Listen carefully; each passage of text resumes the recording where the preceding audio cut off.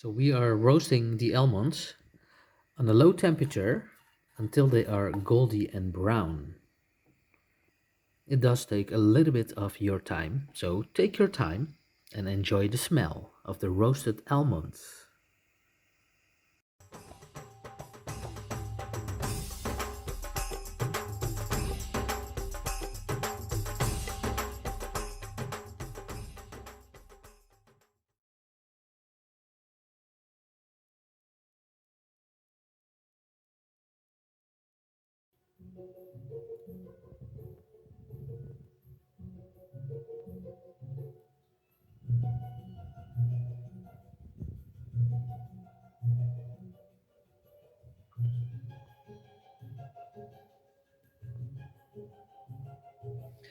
Today we are making Mahanbhog, also known as Haluwa, and this is an Indian dessert.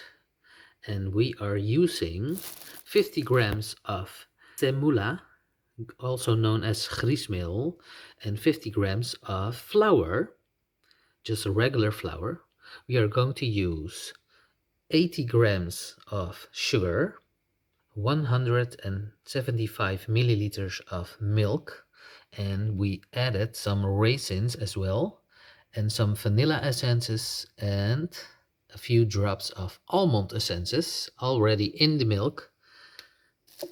This is the almond and this is the vanilla essence, what I used. We're also going to use the vanilla sugar, and we are going to use 50 grams of butter.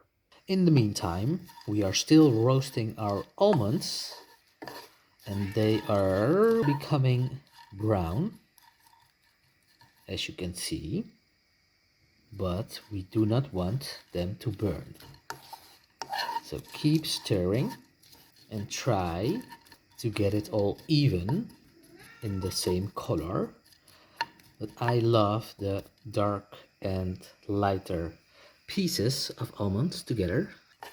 I think this is the right amount of time of roasting the almonds. Let's take them out of the pan.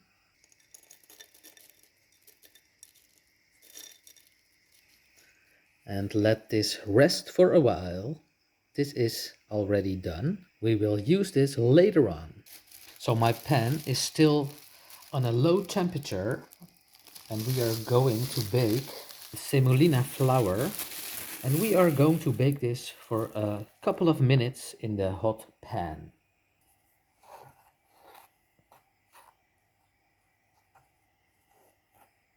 And this time I use 50 grams of semolina flour and 50 grams of just regular plain flour. And normally you only use semolina flour for this recipe. You can also only use regular flour for this recipe as well, but I love to use 50-50. So 50 grams of semolina flour and 50 grams of just regular plain flour.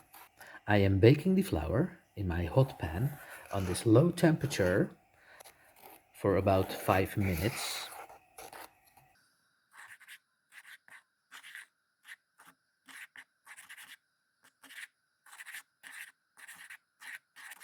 So don't get me wrong, guys, you can use whatever you want, but this time I only use the 50-50 method with the flours.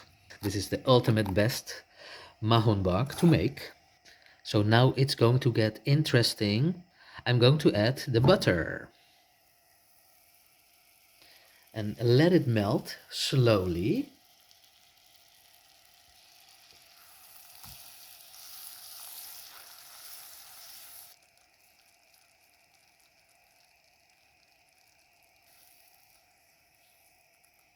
And stir this together with the flour.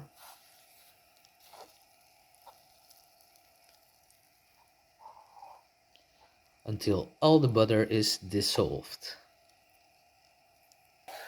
It will become this thick paste, and it will be easy to stir. We are going to add the sugar, also the vanilla sugar.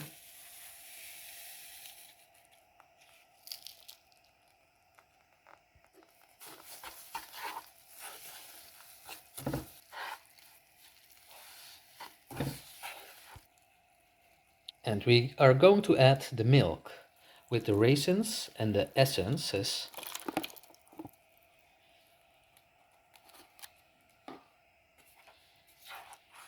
And keep on stirring this.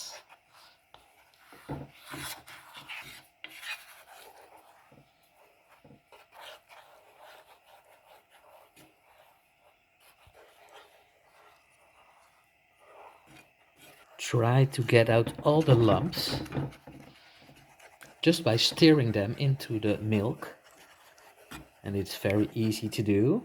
This paste will become a little bit thicker and thicker. So keep on stirring and mix all the ingredients together. Do not forget to take the edges as well, because you do not want to waste any of this delicious mahanbhog.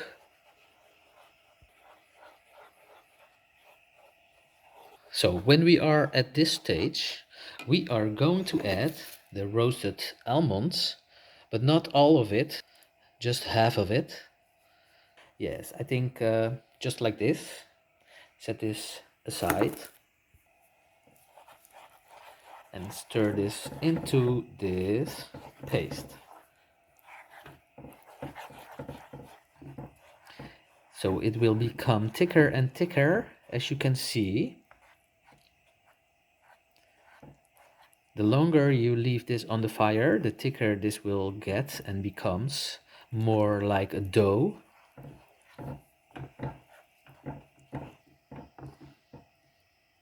So when we are reaching this type of texture, that it is very thick and it won't stick to the pan any longer, your mahanbhog, also known as the halwa, is ready.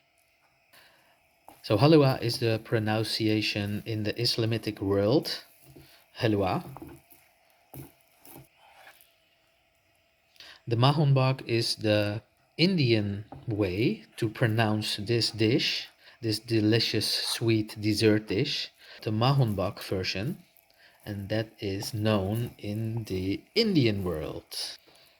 So as you can see, this texture is now becoming a dough and it isn't sticking to the pan anymore.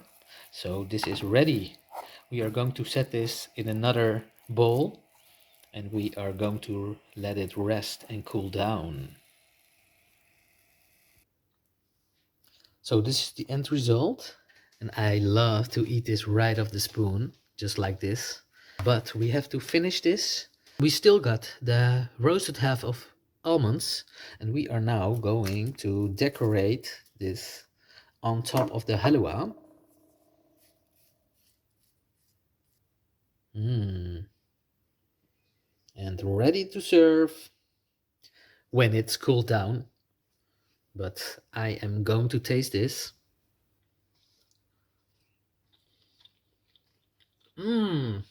Wow, delicious. It is soft. It is chewy. Oh, this is so delicious. Absolutely.